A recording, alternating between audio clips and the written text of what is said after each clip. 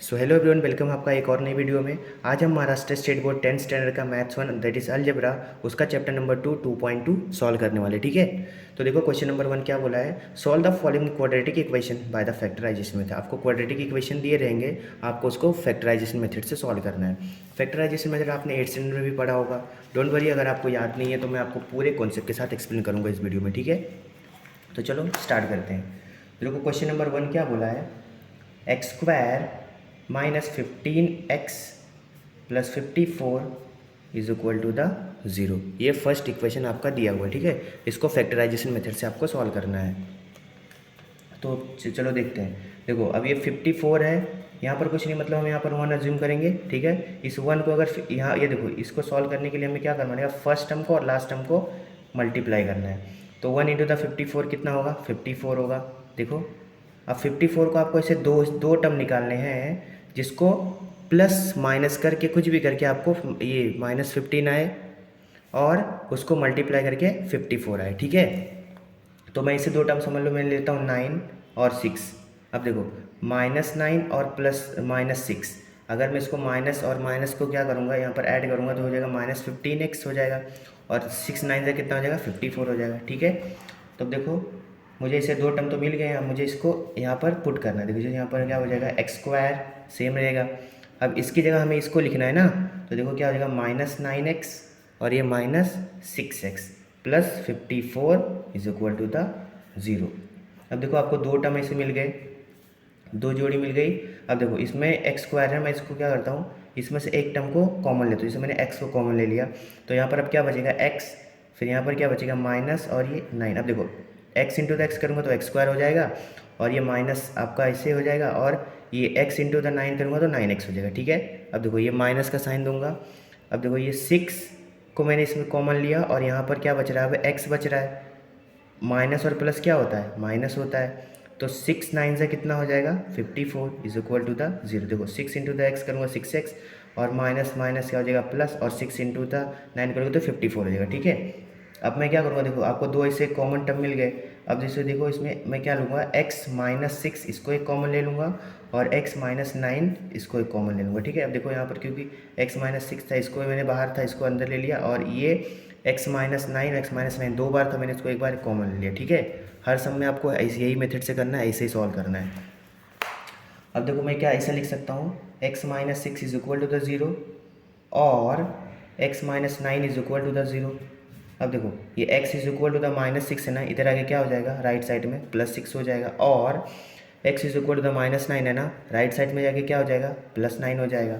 तो ये आपका हो जाएगा रिक्वायर्ड आंसर। ठीक है, अब देखो क्वेश्चन नंबर 2 क्या बोला है।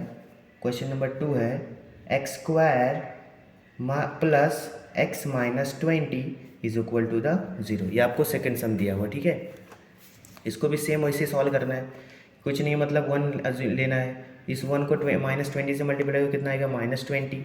अब इस -20 को आपको ऐसे दो टर्म दो फैक्टर निकालने हैं, जिसको आपको प्लस माइनस करके +1 आए, और इसको मल्टीप्लाई करके कितना है, -20 आए। तो मैं लेता हूँ 5 4 ज़ा 20। अब देखो 5 में से अगर 4 मैं माइनस करूँगा तो कितना बचेगा, 1 बचेगा। तो आपको 5 इंटू द 4 -4 करोगे कितना, -20 हो जाएगा। ठीक है, तो मैं ये टर्म यूज़ करने वाला हूँ इसमें। ठीक है, तो देखो यहाँ पर ये एक्स स्क्वायर आपका सेम रहेगा, मैं इसकी जगह अब इसको लिखना है ना। देखो अब मैं ऐसा लिख सकता हूँ, 5x + 5x - 4x - 20 is equal to the zero. देखो +5x और -4x करूँगा तो x ही आएगा। ठीक है, कुछ चेंजेस नहीं हुआ सब में। अब देखो मैं ये दोनों को एक जोड़ी बना लिया। अब देखो यहाँ पर मैं x को कॉमन ले लिया मैंने।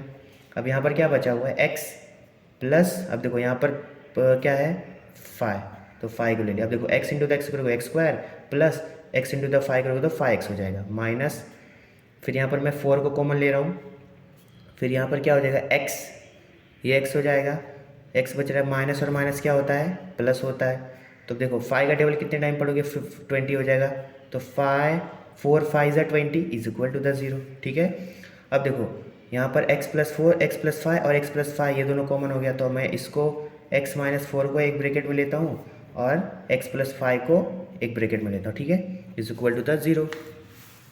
अब देखो अब मैं ऐसा लिख सकता हूँ, x - 4 is equal to the zero, और x + 5 is equal to the zero. ठीक है, तो अब मैं इसे लिख सकता हूँ x इज इक्वल टू, देखो -4 है ना, राइट साइड पे जाके क्या हो जाएगा, +4 हो जाएगा।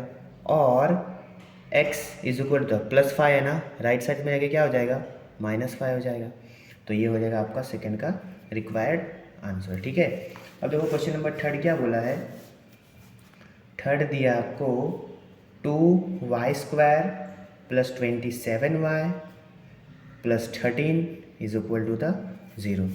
अब देखो क्या करोगे, इसको, इस 2 को 13 से मल्टीप्लाई करो, कितना होगा, 26 हो जाएगा। ठीक है, देखो 2 × द 13 तो आपको कितना हो जाएगा, 26। अब 26 को आपको ऐसा मल्टीप्लाई डिवाइड कुछ भी करना है जिसको ऐड करके क्या हो जाए, 27 आए, और उसको उसको मल्टीप्लाई करके कितना आए, 26 आए। तो मैं ऐसा ले सकता हूँ, 26 × 1 = 26। देखो 26 + 1 करूँगा 27 हो जाएगा, और 26 × 1 = 26 हो जाएगा। ठीक है, तो मैं अब ऐसा लिख सकता हूँ, in the solution 2y² + 26y + y, 1 है मतलब y लूँगा। ठीक है, y का मतलब 1 ही होता है, +13 इज इक्वल टू द 0। अब देखो 2 टर्म मिल गया आपको। अब मैं इसमें क्या करूँगा, इस 2 को मैं बाहर लूँगा, कॉमन लिया मैंने। ठीक है, 2y को मैंने कॉमन ले लिया। अब यहाँ पर क्या बच रहा है, y + 2 13 सा कितना हो जाएगा, 2 13 सा कितना हो जाएगा, 26 हो जाएगा। यहाँ पर मैं क्या करूँगा, यहाँ पर कुछ नहीं, यहाँ पर y है ना, तो मैं यहाँ पर 1 को कॉमन ले लूँगा। ठीक है, तो यहाँ पर क्या बचेगा, y + 13 is equal to the 0 हो जाएगा। ठीक है, अब देखो यहाँ पर 2 हो गया, ये एक तो ये y + 1 को मैं एक कॉमन ले लूँगा, एक ब्रैकेट में लूँगा, और y + 13 y + 13 2 बार है, मैं इसको एक बार कॉमन ले लूँगा, तो y + 13 is equal to the 0।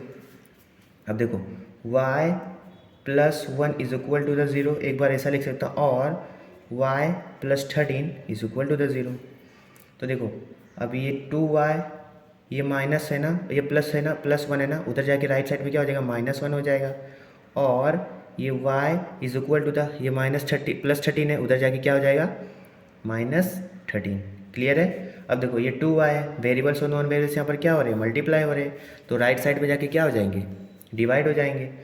कौन, नॉन वेरिएबल्स, तो ये y is equal to the क्या हो जाएगा, -1/2। ये हो जाएगा आपका required answer, y is equal to -1/2 and y is equal to the -13। ठीक है।